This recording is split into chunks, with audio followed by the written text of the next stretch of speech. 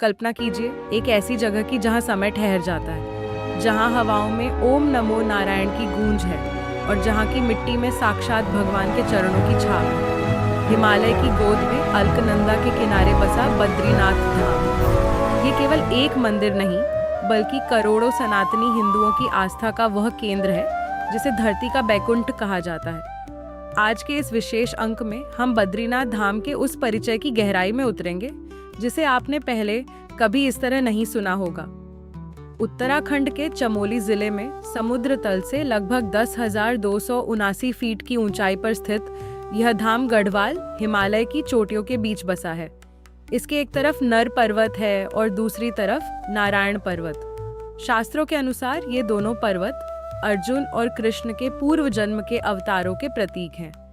यहाँ बहने वाली अलकनंदा नदी की निरंतर ध्वनि ऐसा एहसास कराती है मानो प्रकृति स्वयं भगवान के चरण पखार रही है। यहाँ का मौसम पल पल बदलता है, अभी धूप तो अभी बर्फबारी। यही दुर्गमता इस यात्रा को और भी पवित्र बनाती है। सनातन धर्म में 4 धामों का अपना क्रम है। बद्रीनाथ को सतयुग का धाम माना जाता है। कहा जाता है कि भगवान विष्णु ने अलग अलग युगों में अलग अलग स्थानों को अपना निवास बनाया। त्रेता युग में रामेश्वरम, द्वापर में द्वारका और कलयुग में जगन्नाथपुरी। लेकिन बद्रीनाथ वह स्थान है जो हर युग में अपनी पवित्रता बनाए रखता है। शंकराचार्य ने देश की चारों दिशाओं में जो मठ स्थापित किए, उनमें उत्तर का ज्योतिर्मठ बद्रीनाथ के ही संरक्षण में है।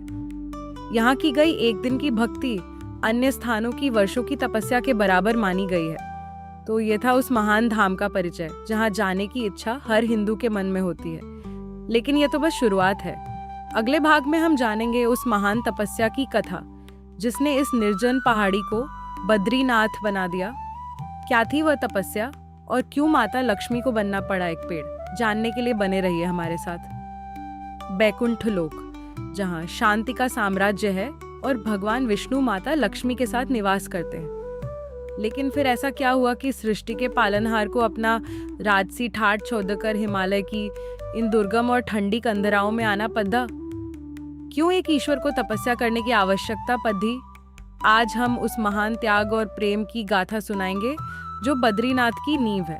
ये कहानी केवल एक धार्मिक कथा नहीं है, बल्कि ये सिखाती है कि महान कार्यों के लिए कितनी बद्दी कीमत चुकानी पड़ती है। पौराणिक ग्रंथों के अनुसार एक बार देवर्षि नारद बैकुंठ पधारे। उन्होंने देखा कि माता लक्ष्मी प्रभु के चरण दबा रही हैं और प्रभु विश्राम में हैं।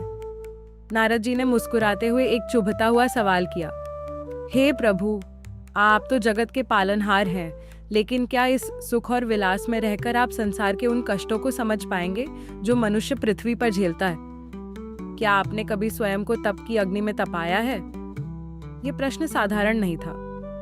भगवान विष्णु ने महसूस किया कि मानवता को राह दिखाने के लिए उन्हें स्वयं एक आदर्श प्रस्तुत करना होगा।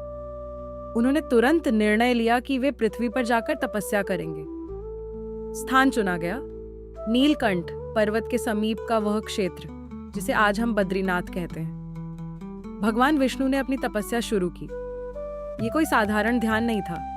उन्होंने अन्न और जल का त्याग कर दिया।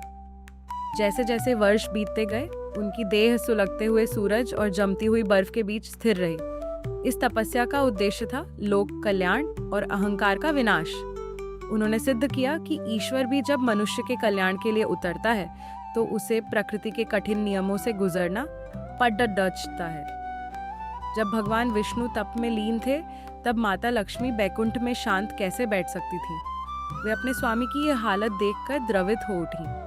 वे पृथ्वी पर आईं, लेकिन उन्होंने प्रभु की तपस्या में बाधा नहीं डाली। इसके बजाय उन्होंने एक अद्भुत निर्णय लिया। उन्होंने स्वयं को एक विशाल बदरी, बेर के वृक्ष के रूप में परिवर्तित कर लिया। सदियों तक माता लक्ष्मी वृक्ष बनकर खड़धी रही। ये एक पत्नी का अपने पति के प्रति और एक शक्ति का अपने शिव के प्रति सर्वोच्च समर्पण था। जब हजारों वर्षों के बाद भगवान विष्णु ने अपनी आंखें खोली, तो उन्होंने देखा कि वे सुरक्षित हैं, जबकि उनके चारों ओर का वातावरण विनाशकारी था। उन्होंने देखा कि माता लक्ष्मी ने वृक्ष बनकर उनकी रक्षा की है। भगवान विष्णु भावुक हो गए। उन्होंने कहा, हे देवी, तुमने भी मेरे साथ उतना ही कष्ट सहा है जितना मैंने। तुमने धूप, बारिश और बर्फ को झेला है।